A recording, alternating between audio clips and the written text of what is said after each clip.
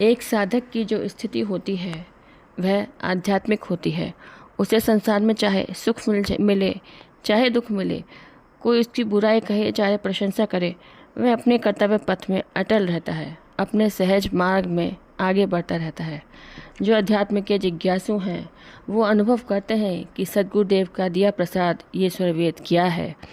जो ब्रह्म विद्या के पथिक हैं वो जानते हैं कि विहंगम योग क्या है। ये ब्रह्म विद्या का ज्ञान, ये सत्संग का प्रवाह हमारे अंतःकरण को पवित्र बना देते हैं।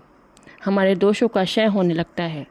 सेवा, सत्संग और साधना के मार्ग पर चलकर, सद्गुरु के बताए ज्ञान पर चलकर हम अपने जीवन के परम लक्ष्य को सिद्ध कर लेते हैं।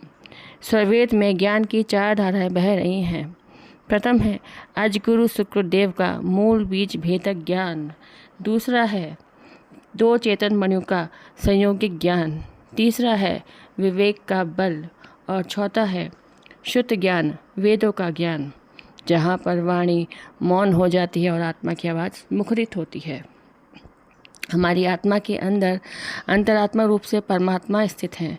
वो बाहर भी हैं और भीतर भी हैं।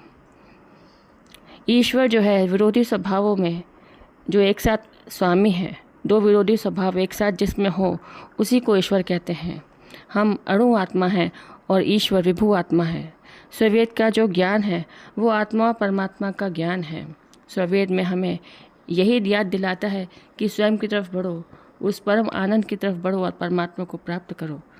सद्गुरुदेव ने तो हमें वह धन दे दिया है जिस धन के आगे हीरा, मोती, जवाहरात सब फीके पड़ जाते हैं। जो अध्यात्म के सारे रहस्य को प्रकट कर दे, उसी का नाम स्वरवेद है। स्वरवेद के प्रति हम सभी समर्पित इसीलिए हैं क्योंकि स्वरवेद का ज्ञान अनुभव परक ज्ञान है। स्वरवेद के पढ़ने के बाद हमारे अंदर कोई शंका नहीं रह जाती और हमारे अंदर एक विशेष ऊर्जा का अनुभव होता है। वह ऊर्जा है हमें देते जो हैं हमारे सद्गुरुदेव, जिनके द्वारा हम अनुभव करते हैं कि हमारे जीवन के अंदर किस तरह से परिवर्तन दिनों दिन होता जा रहा है, हमारे खान पान में, हमारे व्यवहार में, हमारे विचारों में। स्वरवेद विहंगम योग का प्रमुख साहित्य है।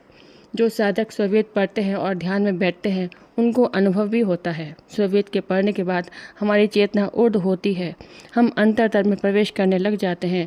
हमारा जो बाहरी जगत है वो छूट जाता है। साथ ही में जब सद्गुरु की विशेष कृपा होती है तब हमारी सोई हुई शक्ति जग जाती है और हमारा बंद कपाट खुल जाता है।